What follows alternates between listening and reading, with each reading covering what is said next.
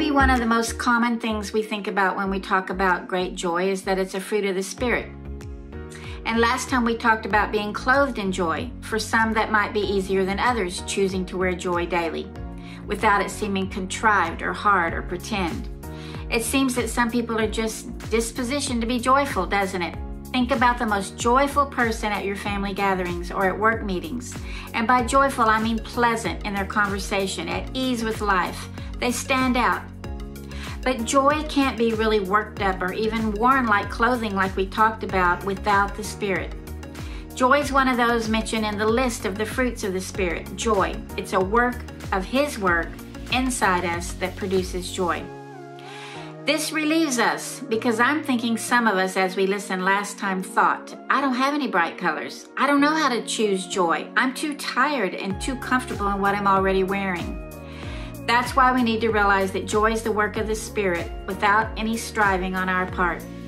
Let's look at Galatians 5. The verse mentions being burdened by a yoke of slavery. You've seen the movies and the photos of enslaved people barely wearing any clothes, hollow eyes, skinny bodies, overworked and exhausted.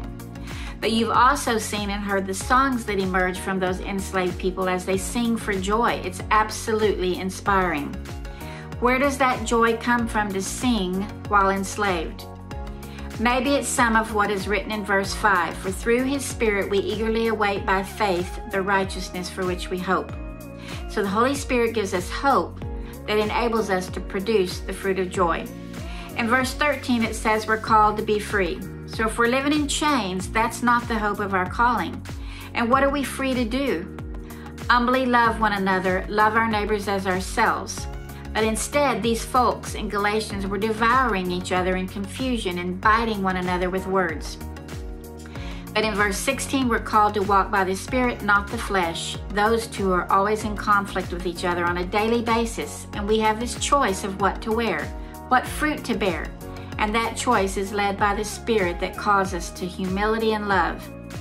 Then there's this long list that follows acts of the flesh that are not the fruit of the Spirit or joy whatsoever.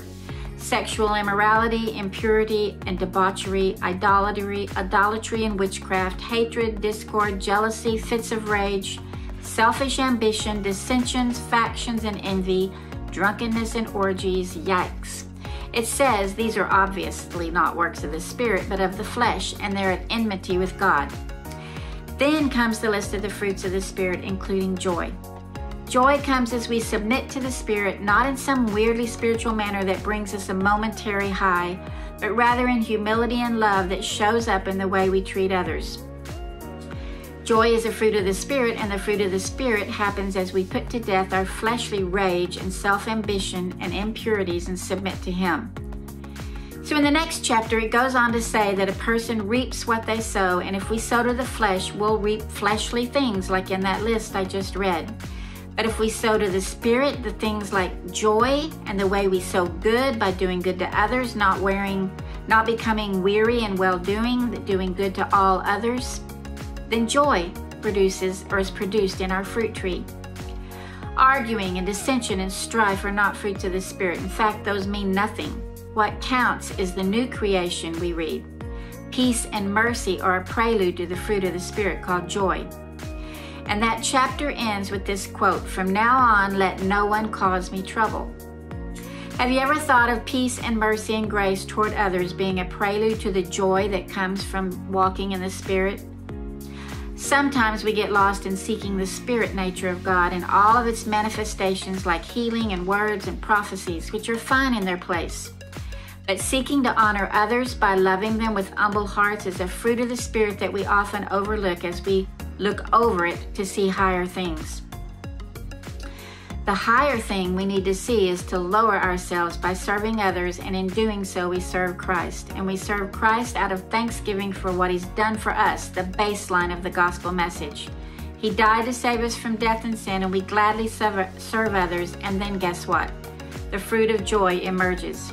I think we could stop here and maybe we feel happy when we operate in gifts of the Spirit, like being involved and engrossed in all these Spirit-filled activities that some of us follow after. But those are fleeting, here one moment and gone the next, full of human failures intermixed. Nice to see, yes, but not sustainable in the long run. But joy is. The joy mentioned in the fruit comes from how we treat others, what we sow and then we reap.